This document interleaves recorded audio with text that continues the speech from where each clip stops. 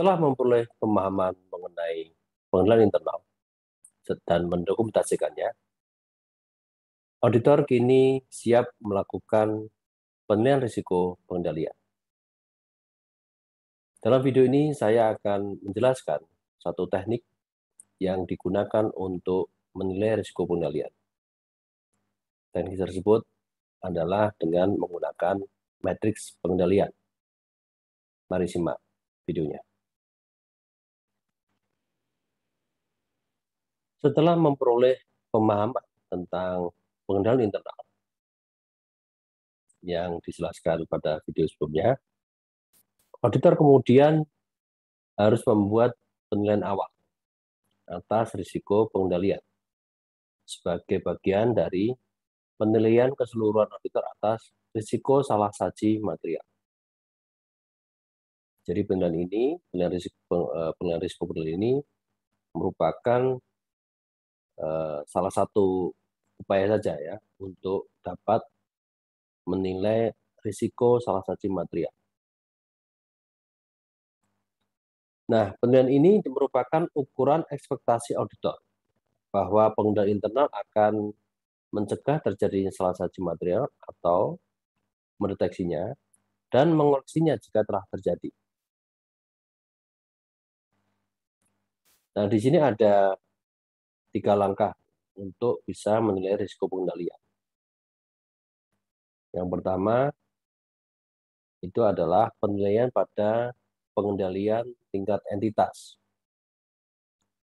Contohnya misalnya terkait dengan fakta bahwa dewan direksi yang tidak efektif itu akan berpengaruh pada banyak transaksi. Yang kedua, penilaian pengendalian umum, ya, general control dalam teknologi informasi. Nah, ini penting dilakukan karena saat ini tidak ada yang memproses akuntansi secara manual. Kebanyakan atau mungkin hampir semua ya menggunakan aplikasi teknologi informasi. Nah, di sini salah satu hal yang perlu dilakukan untuk menilai risiko pengendalian adalah penilaian general control-nya, pengendalian umumnya. Contohnya misalnya kelemahan pengendalian umum dapat berakibat pada hilangnya data. Misalnya terkait dengan akses pada server, itu salah satu bentuk pengendalian. Kalau tidak dibatasi aksesnya, siapapun bisa mengakses data penjualan misalnya. Nah, dengan bisa mengakses, maka dia bisa mengubah-ubah, ya, menambah, mengurangi, termasuk menghapus. Kemudian yang ketiga adalah penilaian awal risiko pengendalian transaksi pada setiap siklus terkait. Contohnya adalah auditor menilai pengendalian terkait tujuan audit, akun neraca, dan penyajian untuk setiap akun.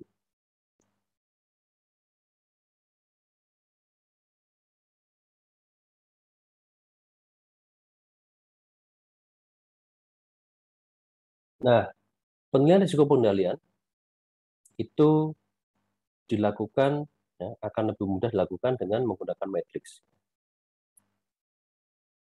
Dan banyak auditor telah menggunakan ini ya untuk membantu proses penilaian risiko pengendalian pada tingkat transaksi. Tujuannya adalah untuk menyediakan cara yang nyaman untuk mengatur penilaian risiko pengendalian untuk setiap tujuan audit. Langkahnya ya di sini. Pertama, identifikasi dulu tujuan auditnya apa. Kemudian identifikasi pengendalian yang ada apa. Terkait dengan transaksi misalnya, menguji salah satunya.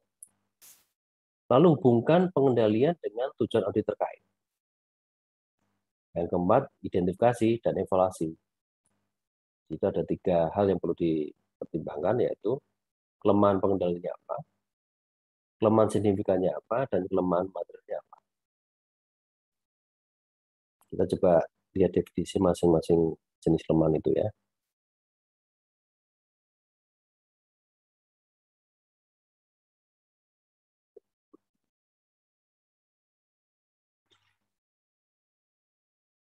Coba kita lihat satu persatu itu definisinya. Pertama berkaitan dengan defisiensi pengendalian atau control deficiencies. Defisiensi pengendalian terjadi jika desain dan implementasi atau operasi pengendalian tidak memungkinkan personil perusahaan untuk mencegah atau mendeteksi salah satu secara tepat waktu dalam pelaksanaan fungsi yang ditugaskan secara normal. Nah, di sini ada dua, ya, kita lihat satu-satu nih. Defisiensi desain terjadi jika pengendalian yang diperlukan tidak ada, tidak dirancang dengan benar atau tidak diterapkan dengan benar. Jadi desain terkait dengan rancangannya. Rancangan pengendalian yang diharapkan tidak ada, tidak ditemukan. Kalau defisiensi operasi, itu ada jika pengendalian yang dirancang dengan baik tidak beroperasi seperti yang dirancang, atau jika orang yang melakukan pengendalian tidak cukup memenuhi syarat atau berwenang. Jadi rancangannya benar, tetapi tidak diimplementasikan secara benar. Nah, pengertian kedua yang perlu dijelaskan di sini adalah terkait dengan defisiensi signifikan atau significant deficiency. Definisi signifikan terjadi jika ada satu atau lebih defisiensi pengendalian yang lebih ringan daripada kelemahan material yang dijelaskan di bawahnya, tetapi cukup penting untuk mendapatkan perhatian oleh mereka yang bertanggung jawab atas pengawasan pelaporan keuangan perusahaan. Ini jenis kelemahan pengendalian juga ya, tetapi ini kadarnya lebih ringan daripada kelompok ketiga ini, kelemahan material. Kelemahan material terjadi jika defisiensi signifikan dengan sendirinya atau dalam kombinasi dengan defisiensi signifikan lainnya menghasilkan kemungkinan yang wajar bahwa pengendalian internal tidak akan mencegah atau mendeteksi salah satu laporan keuangan material secara tepat waktu. Jadi istilah-istilah ini perlu dipahami dulu nanti karena kita akan gunakannya dalam menggunakan materi pengendalian.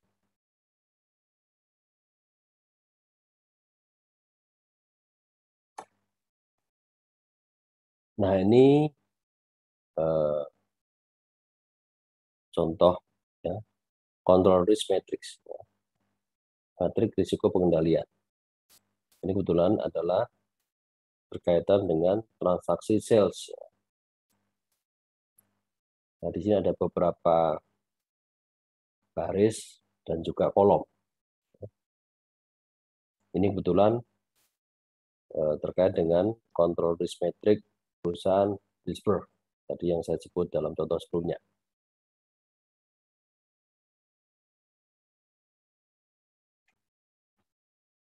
Nah, di sini terlihat ya, ini adalah audit objektif untuk sales transaction. Ya. Ini juga konsisten dengan contoh sebelumnya juga. Ini ada 6 tujuan ya, mulai dari occurrence, keterjadian, kemudian kelengkapan, completeness, lalu akurasi, kemudian posting dan summarization, posting dan peringkasan, lalu klasifikasi, dan yang terakhir soal timing. Ini ada 6 kolom. Nah, 6 kolom ini nanti dikaitkan dengan pengendaliannya. Nah, di contoh ini ada banyak ya pengendalian.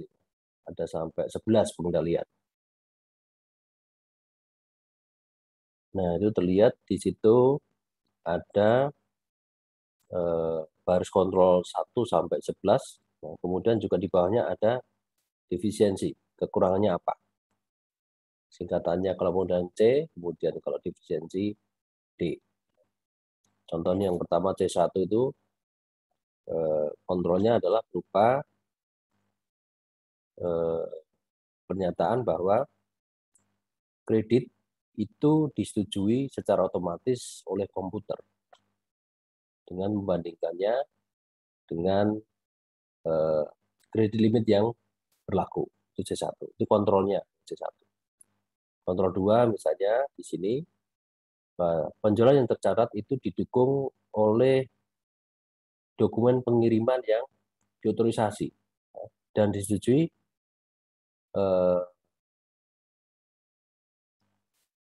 dari customer orders ya. Ini berasal dari pesanan dari customer yang disetujui.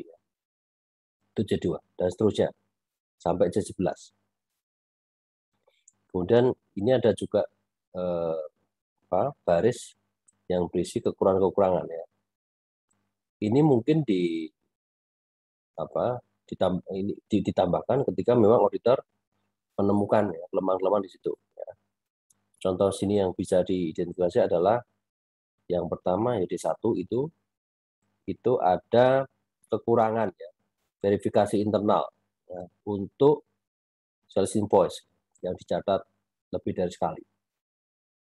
Kemudian yang kedua ini contohnya adalah adanya kurangnya pengendalian untuk pencatatan secara tepat waktu. Kemudian Anda perlu lihat juga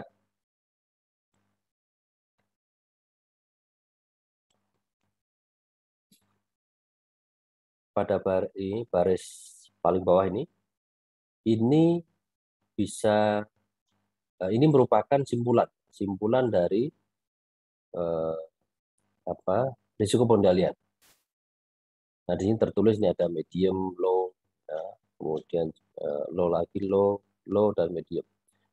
Nah ini dapat dinyatakan setelah auditor itu menilai ya, setiap pengendalian tadi pada tujuan-tujuan yang ditetapkan di kolom transaksi penjualan tadi. Coba kita lihat satu persatu ya.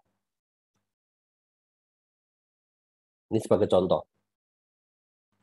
Di sini terkait dengan pengujian dengan tujuan audit keterjadian, yaitu bahwa penjualan yang tercatat itu berisi ya, pengiriman barang yang secara aktual telah dilakukan ya, dan dibuat untuk berdasarkan notifikasi dari customer atau order customer. Jadi ini pengendalian yang pada dasarnya untuk menilai bahwa penjualan yang dicatat itu benar-benar terjadi, bukan fiktif. Nah, di sini terkait dengan pengendaliannya T1 kebetulan. Tadi dinyatakan T1 itu contohnya adalah bahwa kreditnya itu disetujui secara otomatis oleh komputer. Nah, di sini tertulis C. Itu artinya ada kontrol. Itu ada keterangan di bawah ya. C itu sama dengan kontrol. D itu kontrol defisiensi. Lalu untuk kontrol yang kedua, baris kedua tadi di atas itu juga dalam kondisi C ya untuk occurrence-nya. Artinya kontrol untuk occurrence ya atau keterjadian terkait dengan tujuan audit untuk transaksi penjualan itu telah diuji dan itu memang ada. Begitu seterusnya. Nah ini semua diisi ya. Yang tidak relevan tidak usah diisi. Ini kebetulan contohnya kalau C5 tidak ada ya untuk occurrence itu ya. Dan itu ada untuk tujuan audit di sampingnya terkait dengan completeness.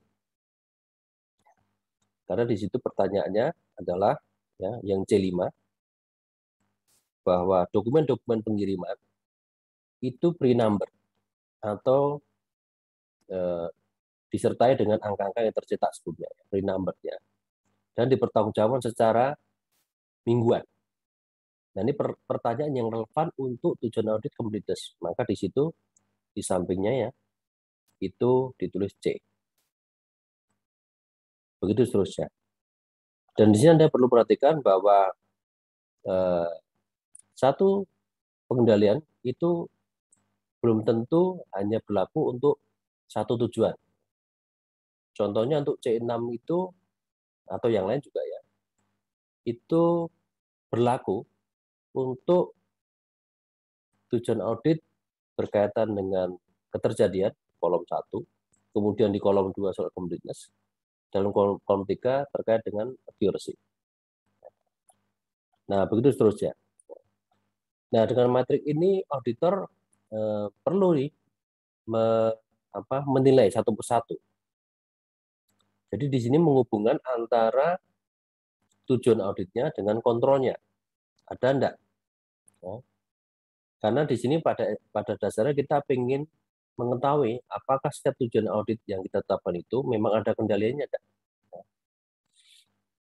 Ya, makanya di sini Anda lihat semua tujuan pengendalian, semua tujuan auditnya itu terjawab ya. Meskipun tidak seluruh kolom terisi. Dan di bawahnya, ya, kembali kita ke kolom keterjadian, kolom pertama ini. Ini auditor menemukan kelemahan mengenai ya, D1, ya, Anda lihat D1, defisiensi. Itu ada kekurangan terkait dengan internal verification. Ya. Yang berupa kemungkinan bahwa invoice penjualan itu dicatat lebih dari sekali. Ya. Maka di situ tulis D. Nah, paling bawah setelah mempertimbangkan kontrol yang ada, ya, lalu juga dipertimbangkan ada defisiensinya, maka auditor menilai ya, bahwa risiko pengendaliannya itu medium. Ini sifatnya judgmental saja. Risikonya medium artinya ya di tengah-tengah, ya. Bukan rendah tetapi di tengah-tengah. Nah, kalau kita lihat di sampingnya, itu untuk tujuan audit terkait dengan completeness, itu risiko pengendaliannya rendah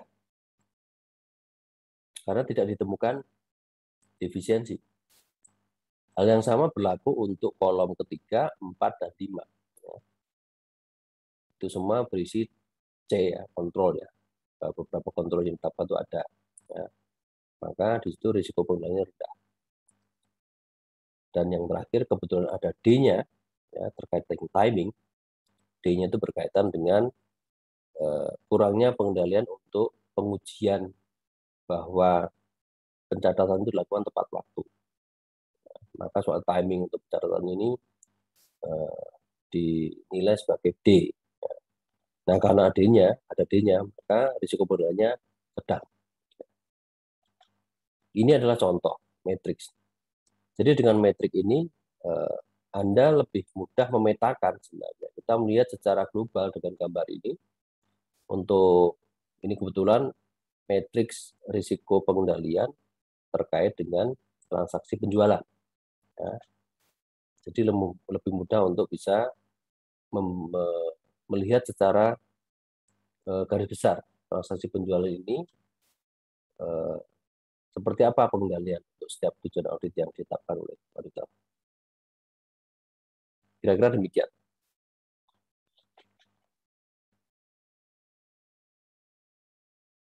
Nah, kemudian ini ada 5 langkah: identifikasi, defisiensi, kemudian defisiensi signifikan, dan kelemahan material. Definisi masing-masing ini sudah saya jelaskan ya, sebelum saya bahas materi tadi. Langkah pertama adalah identifikasi pengendalian yang ada. Jadi seperti materi tadi, Anda perlu mendaftar ya, pengendalian yang ada saat ini apa. Ya. Kemudian yang kedua, identifikasi tidak adanya pengendalian kunci. Pengendalian kunci ada enggak? Dilihat di situ. Yang ketiga, pertimbangan kemungkinan pengendalian kompensasi. Kalau tidak ada pengendalian kunci, lalu compensation control-nya apa? Ini yang ketiga. Setelah itu, putuskan apakah ada defisiensi signifikan enggak? Atau bahkan kelemahan material, ada enggak? Dua jenis defisiensi ini sudah jelaskan tadi ya. Nah, yang kelima, baru atas dasar langkah 1-4, auditor dapat menentukan salah satu potensialnya apa yang dapat terjadi. Ini 5 langkah. Jadi urutannya adalah harus melihat pengendalian yang ada. Kemudian cari mana yang menjadi pengendalian kunci. Terus yang ketiga, kalau pengendalian kuncinya tidak ada enggak pengendalian kompensasinya? Compensate control, pengendalian mengganti lah. Kalau begitu. Lalu putuskan mana yang signifikan, mana yang material. Yang terakhir, dari hasil penilaian itu, terutama yang material ya, lalu ada enggak potensi salah saji ya, yang dapat terjadi karena ada kelemahan itu. Nah, ini berguna untuk mengevaluasi kelemahan pengendalian internal, defisiensi pengendalian internal. Ini contoh yang digunakan masih Hillsborough ya.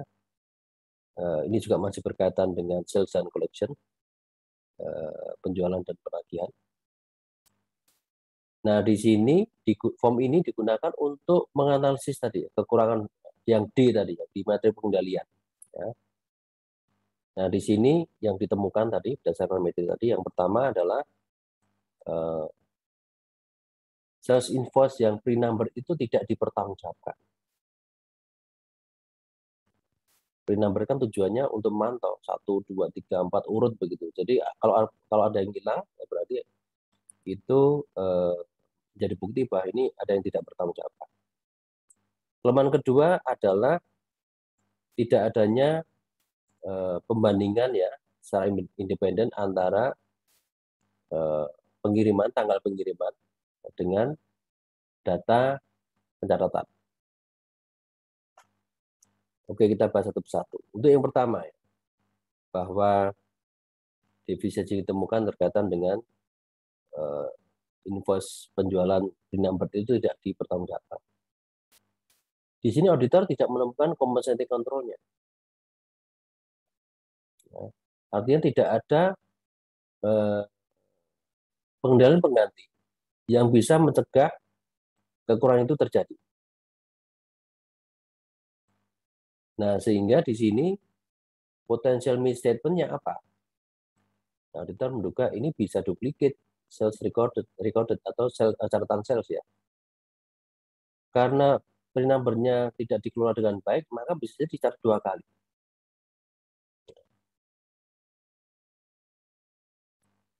Nah, di sini materialitasnya seberapa besar? Maka di sini auditor menyimpulkan bahwa materialitas terkait dengan kejadian ini ya, duplikasi catatan penjualan itu diperkirakan potensial, diperkirakan secara potensial material. Nah, yang penting di sini kolom terakhir ini, efeknya pada bukti audit apa lalu? Nah, di sini ditulis ya bahwa prosedur audit yang perlu dilakukan adalah menggunakan software audit untuk mencari duplicate sales invoice, duplicate sales invoice number. Jadi dengan metode teknik audit berbahan komputer yang menggunakan software audit, auditor harus nyari ada enggak yang dicatat 2 kali atau lebih, catat ganda, duplicate itu duplikasi. Yang pertama. Yang kedua, efeknya pada bukti audit. Di sini auditor perlu melakukan prosedural analysis untuk sales dan gross margin. Ya, karena nanti bisa inflated atau overstatement. Karena sales dicari 2 kali, maka bisa menggelembung salesnya. Kalau di sana misalnya sudah ketahuan tingkat labanya itu berapa, gross profit-nya berapa, gross margin-nya berapa, tinggal dihitung saja ya, dengan perbandingan itu. Gross margin-nya sama enggak? Jadi ini kan dibandingkan dengan harga pokoknya. Total harga pokok sama sales-nya sama enggak dengan gross margin yang ditetapkan, misalnya 10%. Kalau pembandingannya lebih dari 10%, oh berarti ini ada yang duplicate sales. Kemudian yang ketiga, pertimbangkan implikasinya untuk audit terkait dengan pengendalian internal. Ya, karena ini informasi ini bisa memberikan gambaran pada auditor, oh berarti SPI-nya lemah. Maka pertimbangannya perlu diaudit mengenai penggunaan internal. Itu contoh untuk defisiensi pertama yang ditemukan, yaitu pre-number sales invoice-nya itu tidak dipertanggungjawabkan. Nah, untuk contoh kedua, defisiensinya adalah tidak ada perbandingan independen antara tanggal pengiriman dengan tanggal pencatatan. Di sini kebetulan ada compensation control-nya. Nah, jadi secara mingguan, ya compensation control-nya, secara mingguan itu unmatched and unrecorded shippers itu direview setiap minggu. Artinya ketidakcocokan pengiriman atau tidak tercatatnya pengiriman itu direview setiap minggu. Nah, karena sudah ada compensation control, maka potensial misstatement-nya dianggap tidak ada. Nah, kalau potensial misstatement ada, ya berarti tidak material, tidak applicable di sini. Dan di sini bisa diabaikan soal dampaknya pada bukti audit. Nah, ini kira-kira demikian. Jadi, kita sudah bahas tadi bahwa cara untuk bisa menilai risiko pengendalian itu juga dilakukan dengan menggunakan matriks risiko pengendalian. Tadi saya jelaskan. Kemudian auditor juga perlu memfollow up khusus untuk yang tidak ada pengendaliannya atau kekurangan yang ditemukan tadi di metrik itu adalah yang D, defisiensi. Ini auditor perlu dilanjutnya dengan analisis tersendiri dengan form yang kebetulan diberikan oleh Heron ya, contohnya untuk Innsbruck hardware. Dan barusan saya jelaskan mengenai analisis kelemahan pengendalian internal. Yang tadi ditemukan ada 2. Dan di sini yang perlu dilihat adalah kalaupun ada kelemahan, yang pertama dicari adalah ada enggak kompensasi pengendaliannya, kemudian potensial misstatement-nya seperti apa, ya, salah satu potensial seperti apa, materialnya bagaimana, dan dampaknya pada bukti audit.